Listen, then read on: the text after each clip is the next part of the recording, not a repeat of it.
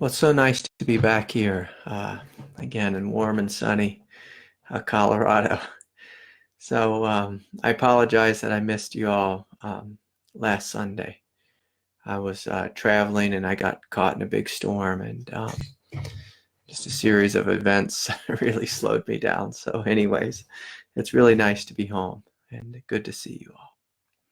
A couple of quick announcements before I jump into the questions. And I have a lot of questions tonight, but I do have one spot, I believe, still open for the retreat that's starting February 6th in San Diego. So if any of you who are last minute people, just send me an email and we'll connect and I'll see if there's still room for you. So we'd love to have you. It's going to be a full but very small retreat, it's a total of 16 of us coming together. So I'm really looking forward to that. This Wednesday night, which, gosh, I should have a calendar in front of me. This Wednesday, I'll do some math. I think that's the 30th. I will not be doing meditation class. And then the first Wednesday in February, I also will not. I'll be traveling both those days. So a couple of announcements there. Big thank you to everyone for your generous donations and support of the program. It's really a beautiful thing. In any way you can offer support, whether it's through a donation or even just a nice little comment on YouTube or however it is you show up. It's been nice to see all those. So thanks for sending all the love. Okay, let's see here. I think that is all of my announcements. And so, as always, for people who are emailing questions, make the questions short and concise. People send me really long emails, and they kind of ramble. I'm a rambler, so it takes great skill to try to be really exact about what your question is. And so because there's so many questions, I thought I might just jump right into the email ones. And then, of course, if anyone here live has a question, please bring it forward. You can leave it in the chat, or you can, raise your hand, and we'll give you the microphone. So the first question kind of inspired this evening's talk. Came from my good friend Swami Chad in Aspen, Colorado.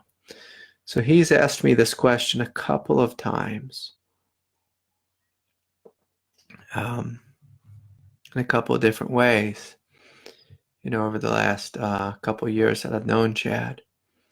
He writes, Craig, is there such a thing as a permanent shift? Is there such a thing as a permanent shift? And, I'm going to respond to that with a question to you, Chad. Where does that question arise from? Where is it coming from? Is it coming from a place of hope within your consciousness? Is there something that truly wants to know? How can I surrender more fully, more deeply into God's love, God's grace? How can I surrender more fully and deeply into the space of truth? Or is the question coming from despair? Is it coming from despair? Is it coming from a sense of wanting to give up? Is it coming from a sense of hopelessness or agitation on the path? It's important to really understand where our questions come from. Where did they come from? Because oftentimes that points to the answer. A question like this, is there such a thing as a permanent shift? If that question arises from despair, Well, there's a lot to be said about that. We can ask ourselves, why have I given in to despair?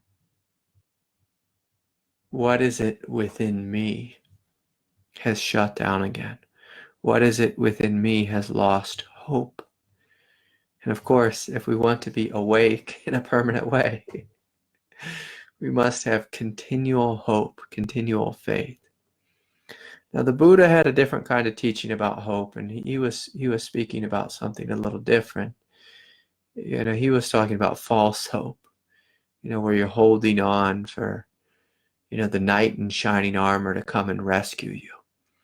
So we don't want to have faith in that kind of hope, because we see the futility of it. This evening, there's one of those shows on TV right now, and my wife, she gets excited about these shows, the Oscars, the Grammys, the Emmys, whatever it is. And it's funny because they have the red carpet and they have all these people and they put on this mask. They live fully in the mask. They identify fully with that mask. And so, we don't want to have hope in these people. Hope that, the dream of Hollywood, that I'm going to be a star and I'm going to have $1 million, or now it's probably $100 million, and then all my worries will disappear. We don't want to have hope in this. But we want to have hope in our eternal goodness, our innate goodness, is what the Buddha called it. We want to have hope that the world is good, that we are loved by God, that we are a child of the Most High. And so when we begin to just start with these basic truths, of being humble on this path, and just starting with the basics. I am a child of the Most High God. Can you step into that truth, that you are a child of the Father and the Mother of this universe, the Divine Mother, the loving, compassionate force of this universe. You are a child of her. And when you start with this basic truth that you are good, that you are a divine being, this question, is there such a thing as a permanent shift? Right away you hear this yes, of course there is a permanent shift, of course.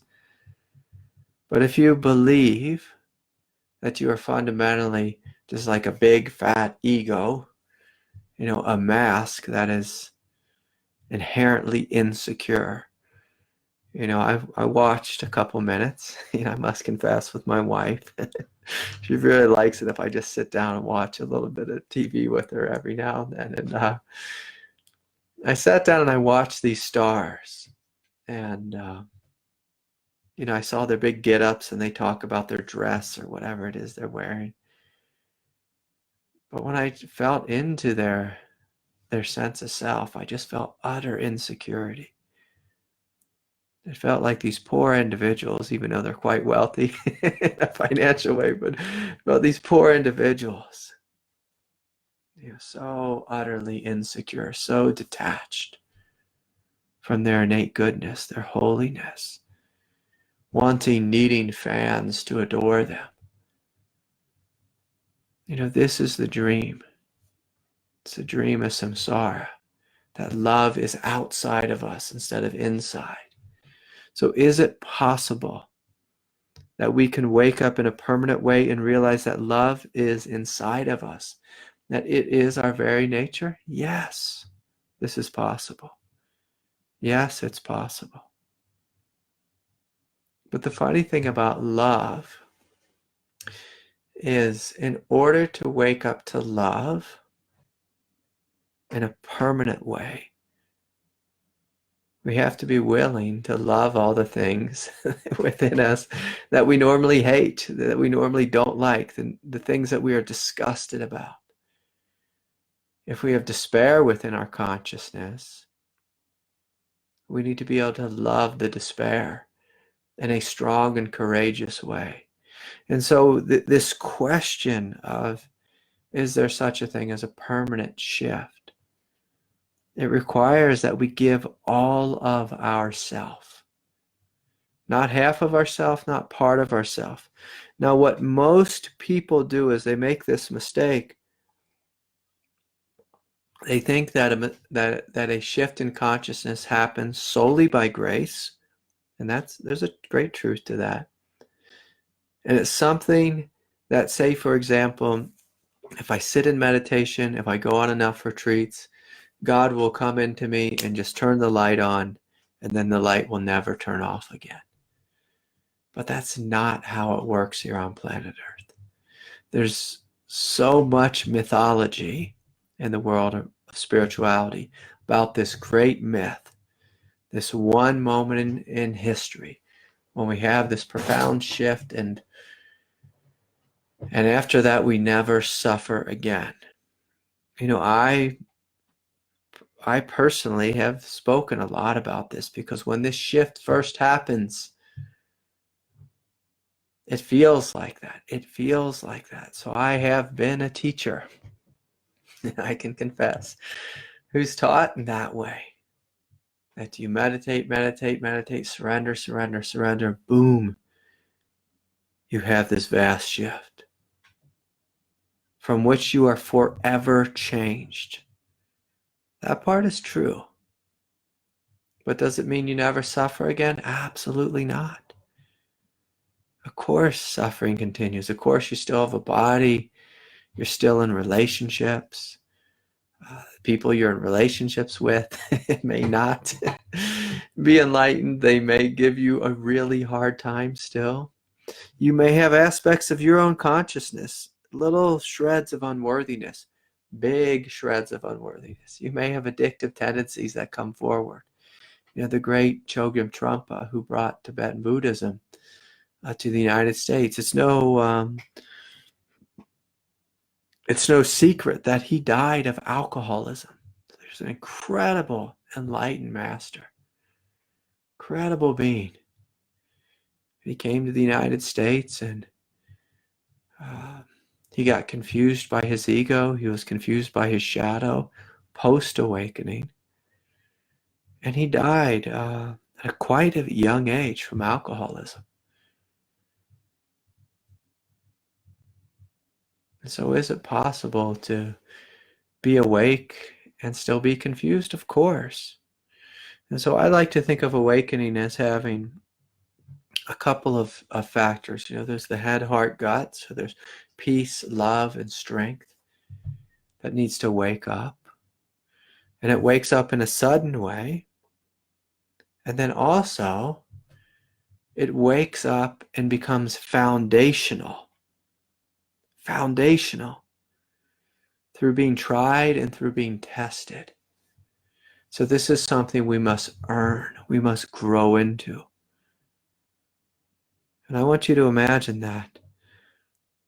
The good Lord blesses you with a, one of these supercomputers, a quantum computer from the year 2030. We'll say it's a 27-inch iMac, with 800 gigs of RAM and, whatever the big memory is for a quantum computer. It's, it's infinite. It may be dropped into your lap, but you don't necessarily know how to drive the thing. You don't know how to work it. It may take you 10 years to figure out how to get the thing to do what you want it to do, to be able to run with it, to drive it, for it to drive you, to say that more appropriately. And so this is a great question. This question is there such a thing as a permanent shift? Is one of the reasons why I'm one of the founding members of the Association for Spiritual Integrity. Because I think spiritual teachers need to continue their education. I saw it within my own self. I saw it in some of my teachers. I had 2 root teachers who were amazing, impeccable teachers. And then I studied with a lot of other teachers who, got themselves into all kinds of shenanigans and trouble. And I saw they had, big gaping wounds and shadows here and there. that got them in trouble with their teaching communities and their partners and their children and their lives. And so I've sat with this question for a good part of a couple decades, is what does it mean to shift in a permanent way? One of the great shifts that I like to speak about that not many people speak about, I don't hear too many people speak about this, is head, heart, gut awakening. We all understand that. Peace, love, strength. We want this to be permanent. And for this to be permanent, it has to be foundational. And for it to be foundational, that means we have to continue showing up in our daily lives with peace, spaciousness, freedom, love, loving everything that arises, and a quiet sense of strength, which means I'm not going to give in to despair. I'm not going to give in to hopelessness. When you see the world being as dark as it is, when you see, challenges come your way, when people around you die or great tragedy shows up in your life. So peace, love, and strength. And then this fourth level of awakening, which is, one of my answers to is there such a thing as this permanent shift, is am I willing to surrender myself, my human body, my human psychological nature? Am I willing to surrender this into the evolving edge of God? The evolving edge of God, which is continually giving birth to something new, to something greater. Am I willing to surrender to continual evolution forever and ever? It's a great question. Because if you look at the ego oftentimes is looking for a safe place to land and to build a sense of self around that. The ego loves the word permanent. I have arrived in a permanent state. I am forever awakened and forever changed. I will never have to suffer again. That all kind of sounds like ego. It sounds like defensiveness. It sounds like false hope. False hope arising out of insecurity. When you've fully surrendered into the evolving edge of God, you don't care if you have to suffer more. There's a sense of, okay, I'm willing. I'm willing to continue to grow and change and evolve. I'm willing to continue to carry my cross. I'm willing to continue to take up the bodhisattvic vow of being of aid and service to your fellow brothers and sisters here on planet Earth. When you really surrender into being an instrument of God, this question of, am I awake in a permanent way? It really dissolves. It really falls away. Because insecurity falls away because you're no longer hiding, no longer trying to get to a place where I don't suffer. It's a really egoically neurotic thing to try to get to a place where I don't suffer. That's all the ego is really looking for, is to get to a place where I personally don't suffer. But if you look at the lives of the saints, the lives of the great mystics, the bodhisattvas, the Buddhas, individuals who've realized Christ consciousness, they've stopped caring about getting to a place where they personally don't suffer. They've embraced suffering wholeheartedly. And the idea of being awake or not awake, it doesn't even make any sense anymore. A greater question is, am I willing to love fully and completely? Where are the places where I am not liberated? Where are the places where my brothers and sisters need me? Where are the places humanity needs me? And so this is what I call the fourth turning of the wheel of awakening. Can I step into this space? Can I step into this space? And this leads to a question here I received from Australia, so I'll just hop into that. Hi, Craig. Can you speak about sitting with collective pain or devastation, particularly that with the environment? This is from Anna. Anna's in Australia. While the main environmental event here in Australia seemed to have eased here, there's so much sadness, particularly for animals, the people trying to save them, and those who've been traumatized by first-hand experiences.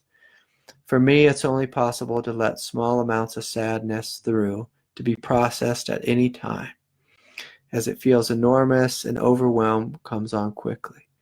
I feel there are lots of lessons and change that has been triggered on a global level. Also, this process, and also on processing this individually. There is a very raw loss, and at the same time, I can feel the light wanting to come through. Beautiful. So that's a beautiful reflection, Anna. And what you said there in the end, I can feel the light wanting to come through. So this is what it means to be awake.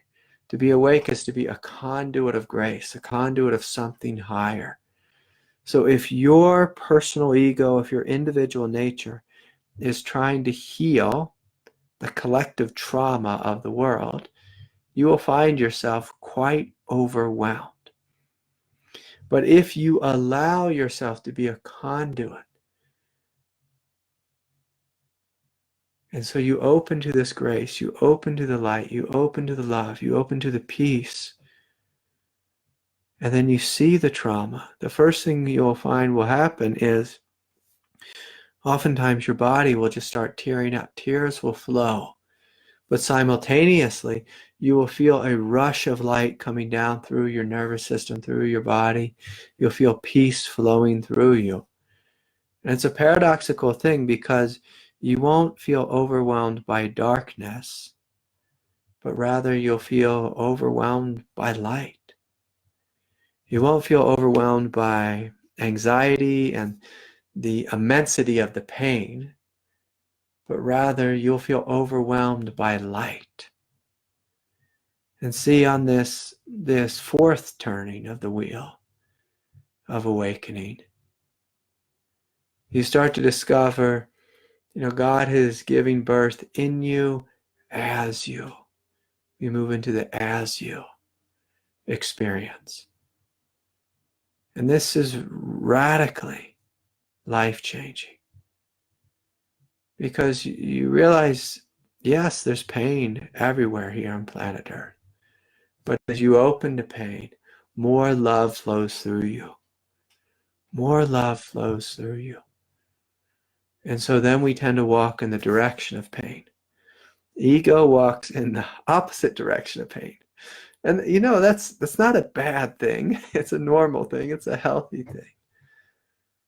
But when you realize you are one with God, one with the love of the universe, when you've given your ego adequate time and space to heal, when you haven't tried to get rid of your ego, just throw it in the garbage can.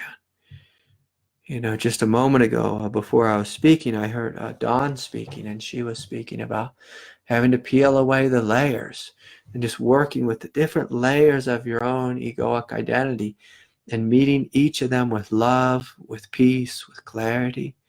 So once you've done this fully with yourself, what you'll find is you'll end up feeling really empty inside.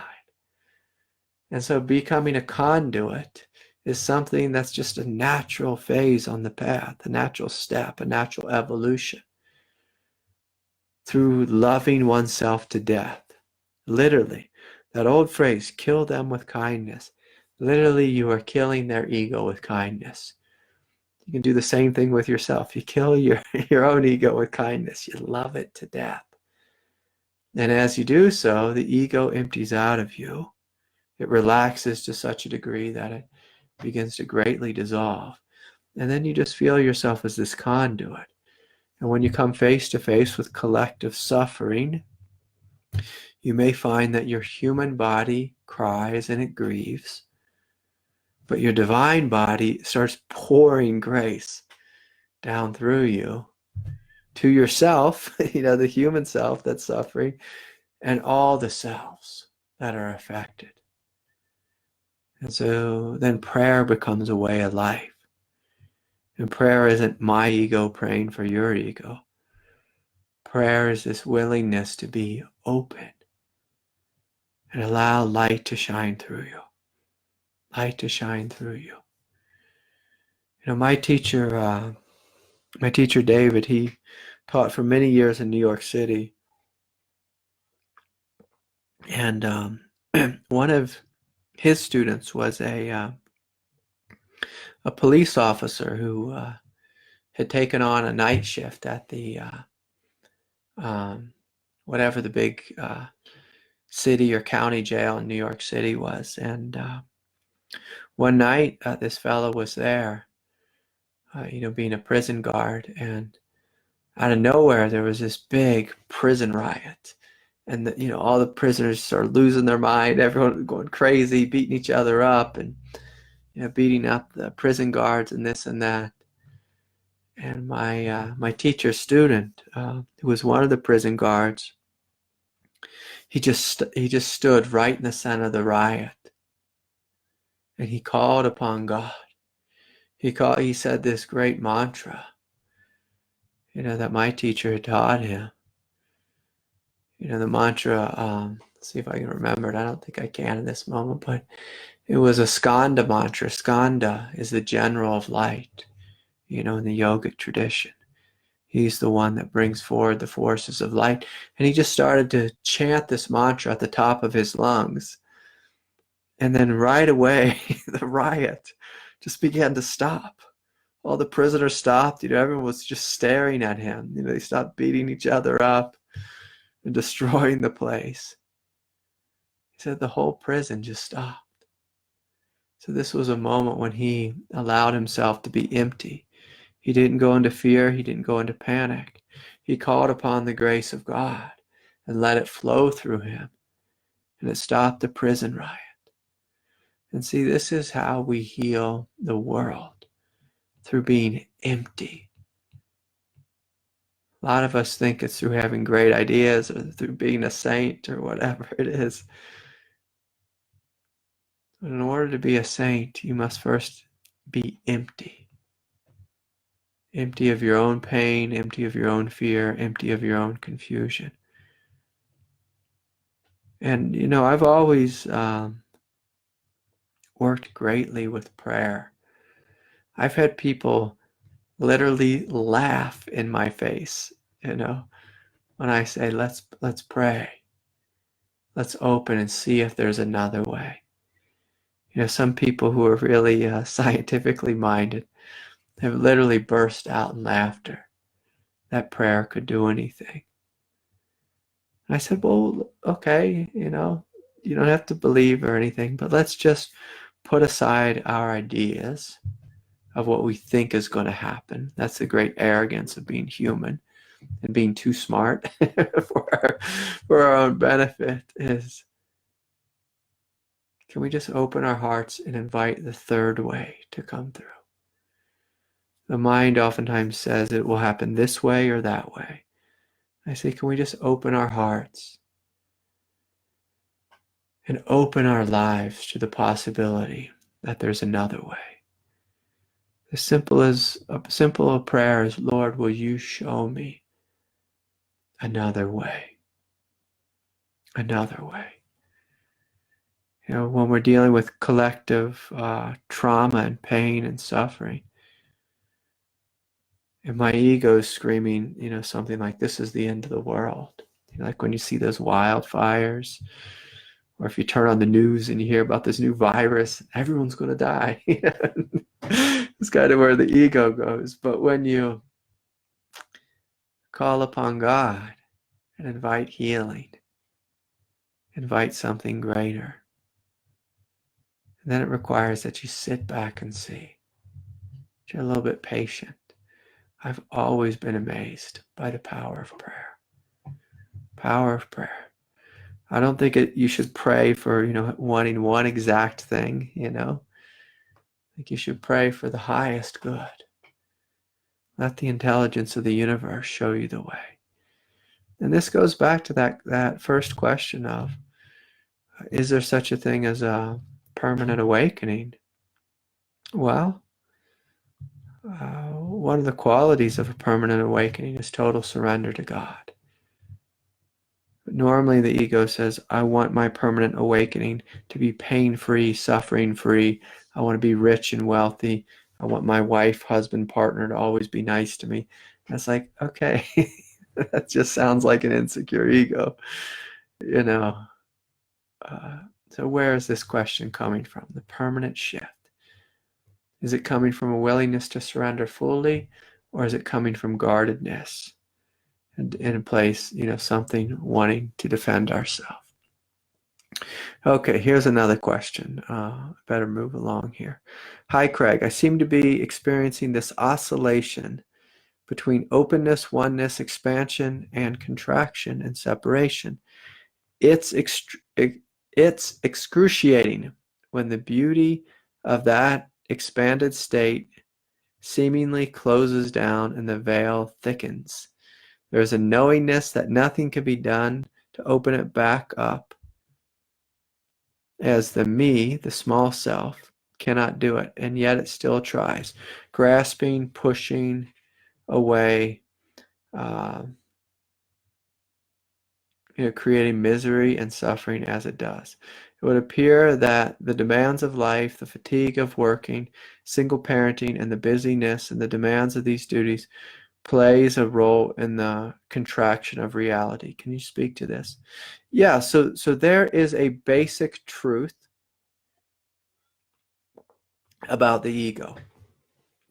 So the more busy you are, the more quickly the ego will fabricate a sense of self. And so there's this direct correlation between your level of busyness and egoic solidity. So this is why, and being contracted. So the busier you are, the more contracted one will be normally. Now that's a correlation. That's not always an exact science, or exact math. This is why saints, sages, divine masters, holy men, women, gurus, priestess, whoever it is, have always valued time in silence. This is why I value retreat time. If you have a ridiculously busy life, your ego is going to be creating a continual flow of thoughts. And it's going to be hard, it's going to be difficult to see that there's space here, that there's peace here. So to the degree that you're busy, it's to the same degree that the ego is going to be just working on overdrive, guarding, defending, creating, strategizing, figuring, all that kind of stuff. And so, Mel, it's important to have time in silence. So one of the things that I did, because I was also a single parent and I've been ridiculously busy most of my life, I would just get up early and I would stay up late, and I really valued my free time. So that was one of the big things I did. And by valued my free time, by that I mean, in my free time, I'm not going to be playing around on Instagram. I'm not going to be getting lost in YouTube watching kitty cat videos, or I'm not going to be hanging out watching the Grammys for more than 5 minutes, whatever it is. I don't have time for that. So you have to dedicate yourself to truth. You have to dedicate yourself to peace, silence, freedom. Now, that being said, I can also attest to this. You can have a busy life and focus on the silence that is here, in which the busyness is arising. There's fun things I do when I'm with my kids. My little girl will go on walks, and I'll just notice how big the sky is. How big the sky is. If I'm sitting in a room and I'm playing Barbie dolls, I'll notice how much spaciousness is here. And so then I connect to the peace. If I'm playing Barbie dolls, I'll look at my little girl, her face, and I will wake up and realize how beautiful she is. I'll see the radiance, the innocence just pouring out of her eyes, pouring out of her skin, pouring out of her heart. If my little girl is having a screaming fit, I can go into a place of ego and contraction, or I can allow, a screaming fit from a 5-year-old to awaken my compassion. If I'm feeling completely fried and overwhelmed by the busyness of being a single parent, I'm not a single parent anymore, but I have been, I can fall on my knees and surrender and ask for help from God. Touch into this quiet strength in my belly that comes through letting go. Letting go. And so this is how I've worked with this melon. So I've always had a really busy life. I made time for retreats. I made time for silence, especially in the morning and the evenings. And then in my very busy days, I allowed my children to be my spiritual teachers. I allowed my life to be my teacher. And then the great joke is, it's all around us. The openness is already here. The openness is the very space that allows the contraction. Can you realize this? The openness that you are is the very space that allows the body to contract. The openness is the very space that gives birth to ego. How about that? I encourage you to sit with questions like this. To sit with questions like this. Is it true that the openness is the very space that gives birth to ego? What is ego made of? Can it be made out of something different than God? Is it really the enemy of the path? Or is it just a stage of consciousness?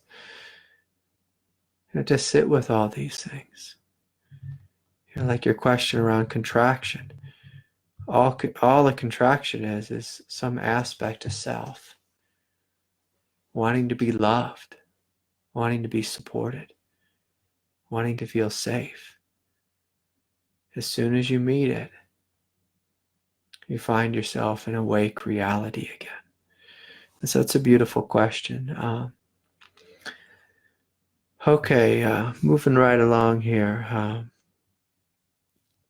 Here's a comment from Sean. Hi, Sean. And I love your wig. Sean has a like a clown wig on with lots of colors. Sean says, nothing is permanent, although shifts can last longer than the rest of your biological life. Yeah, I like that. Nothing is permanent, although shifts can last longer than the rest of your biological life. Yeah, that's a beautiful comment. Thanks, Sean, for sharing. Yeah. And so what you'll find is even if you wake up to something great, if you keep walking and opening and allowing yourself to be a conduit, the thing that you once opened up to or awoke to that you thought was so wonderful, give it 5 or 10 years and you'll see, it's nothing compared to your state of consciousness now. The consciousness can grow and expand in such huge ways. Sometimes when I see like an old YouTube video of mine or writing of mine from 5 or 10 years ago, I laugh at that kid. I say, that kid thought he knew something then. And it's good, it's good to kind of to laugh at the part of yourself that thought it was so awake and wise in the past. You'll find it just keeps getting greater and greater. And also many of the challenges become greater and greater too. God likes to, the more awake you are, the more work God tends to give you. Okay, here's a question from Sarah. Craig, can you speak about personal will and surrender? Yeah, I could probably say a thing or two about that. Personal will and surrender.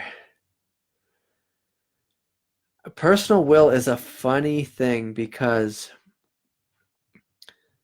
in the beginning of the path, personal will can be your best friend. Like if you are a single mom and you're completely overwhelmed, making the time, taking the time to schedule your life so that you can get a retreat in, so that you can get up early and meditate, so that you can, go to every Dharma talk possible, so that you can show up to work and pay the bills and all that kind of stuff. It's wonderful to have a good, strong, solid, healthy personal will.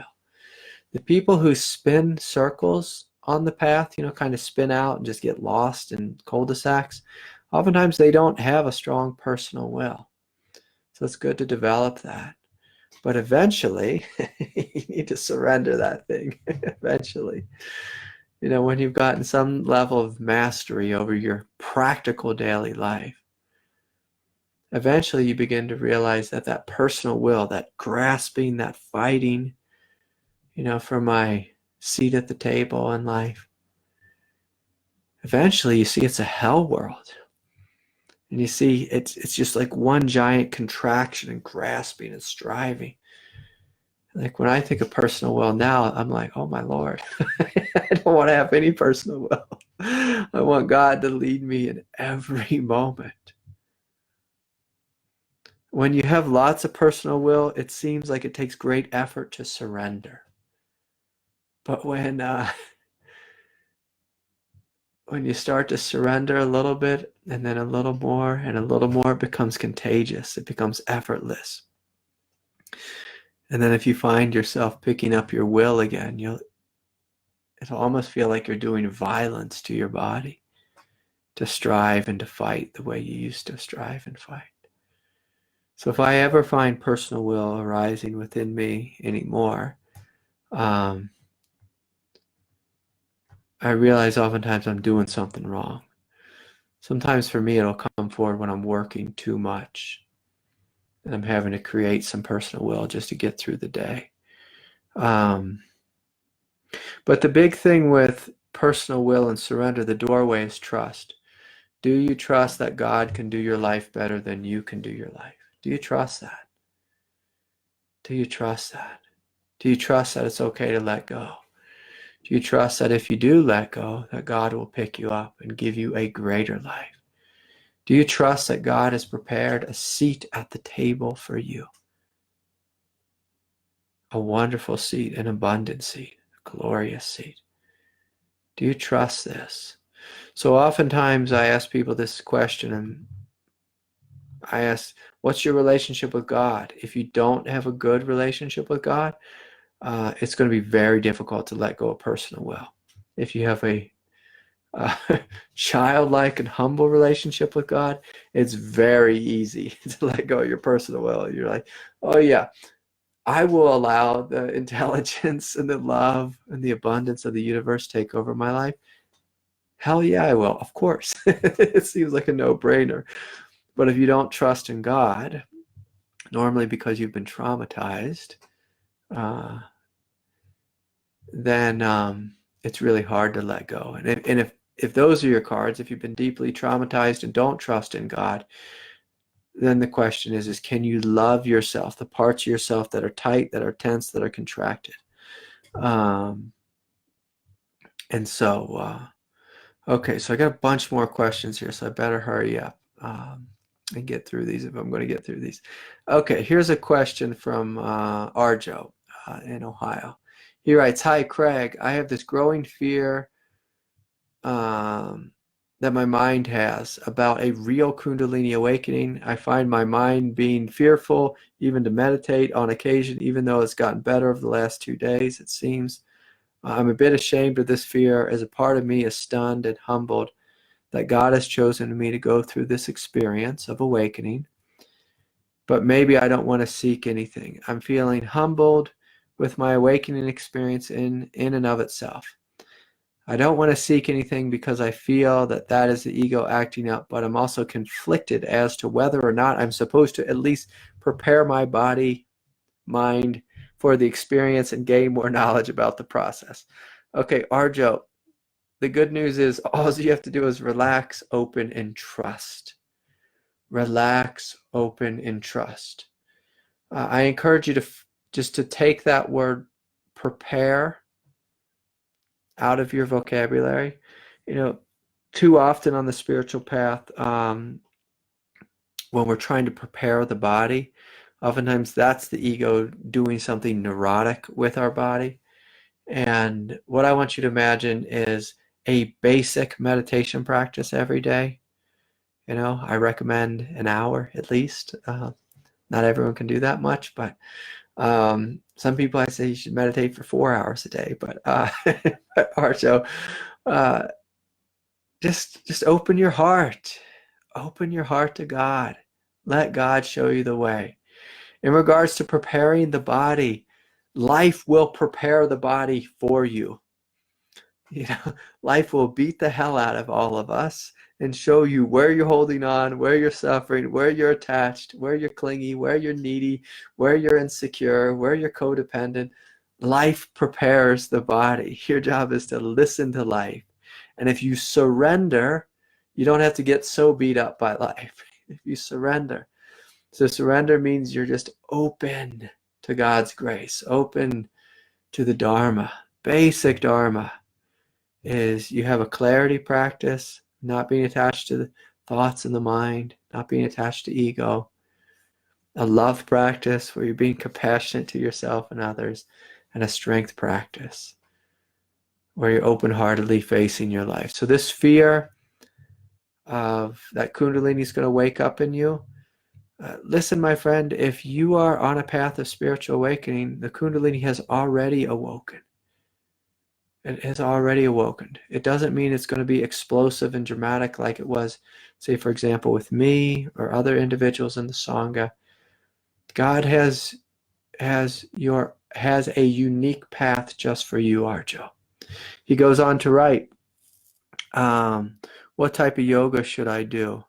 I always recommend light, gentle yoga. Any particular asanas? No, just do a basic standing poses, you know, the sun salutations, you know, the 3 different warriors, those are always great. Heart openers are really helpful. And seated and supported poses, especially poses laying down. Shavasana is the most important yoga pose. So, because Shavasana is a pose of absolute surrender, absolute letting go, absolute unhooking. Baddha Shavasana, I like that one. So it's Shavasana, but with Baddha style. So back is flat, soles of the feet are together. And just breathe, feel, relax, let go. Light, gentle yoga is good for everyone on planet Earth in the year 2020. The whole world is moving so quickly. Back to this question of collective trauma. One of the great ways we can heal collective trauma here on planet Earth is to do collective yoga. As we practice yoga, we are sending a vibration of love, gentleness, radiance to ourself, for ourself, awakening in ourself. We're awakening to peace, radiance, relaxation, reconnecting with the earth. And so whether we're wanting to heal collective trauma or we're wanting to, if we have fear that kundalini is going to arise in our consciousness and overwhelm us, Arjo, light, gentle yoga is healing for all of us. Resets the nervous system. It helps fear to unhook from our consciousness when we practice light, gentle yoga. You don't have to push it. You don't have to do, hot yoga 7 days a week. You don't have to do power yoga. You don't have to do headstands. Light, gentle yoga. For most people, pranayama is not going to be helpful if your energy is already awoken. If your energy hasn't awoken, pranayama may be helpful. But Arjo, your energy is awoken, so light, gentle yoga relaxes the nervous system, resets the body. This is what's going to be good for you. Okay. Let's see here. Mr. Wesley, are you still here? Yeah, you're here. Did you have something you want to share, Wesley? Yeah. Hi, can you hear me? Yes. Great. Thank you so much, Craig, for your teachings tonight. I just wanted to share a quote if I could. Yeah, please. That's really been resonating, has been powerful for me lately. And it's from, and she's an East Indian sage. She was born in the late 1800s and died in the 70s or 80s, so not too long ago. Yeah. Ananda Mayama. Yeah. Yeah. And the quote, I believe, comes from autobiography of a yogi, Yogananda, Paramahansa Yogananda. Yeah. That's right. And I read this quote, I think when I was like 18 or 19. For whatever reason, it's just really coming back right now. So the quote says, and I think she's talking to Yogananda, if I remember correctly, but my consciousness has never associated itself with this temporary body. Before I came on this earth, Father, I was the same. I grew into womanhood, but still I was the same. When the family in which I had been born made arrangements to have this body married, I was the same. And Father, in front of you now, I am the same. Yeah. Even afterwards, though the dance of creation changed around me in the halls of eternity, I shall be the same. Yeah. Yeah. Yeah, it's just overwhelming. It's so beautiful. Yeah, that really is beautiful, Wesley. Thank you for sharing. My teacher David, his wife Amalia, she was a little kid who lived by the ashram of Anandamayi Ma, and she used to go.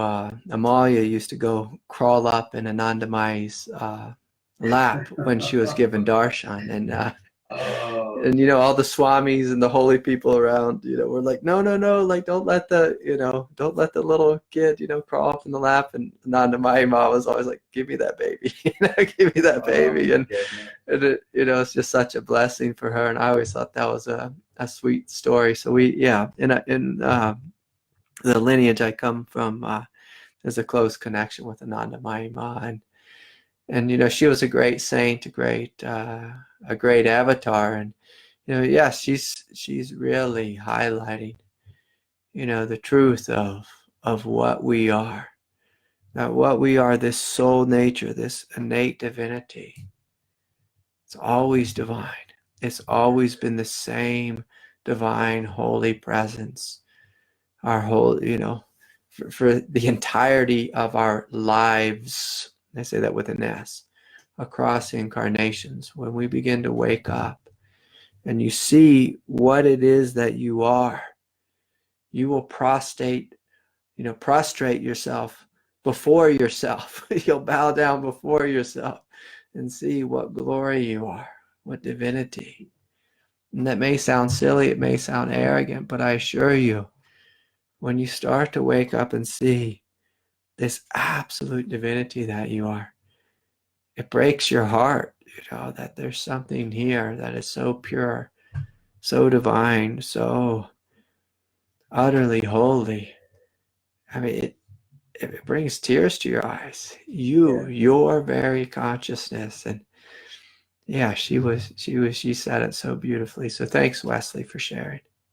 Thank you. That's beautiful. And I've really been feeling that I'm in the lap of God. So that image of that child in her lap is just so beautiful. Thank you. Yeah. No, of course. It's good to see you, Wesley. Okay, let's see here. Just a couple minutes left, and I just want to make sure I got to all the questions. I didn't drop the ball here anywhere.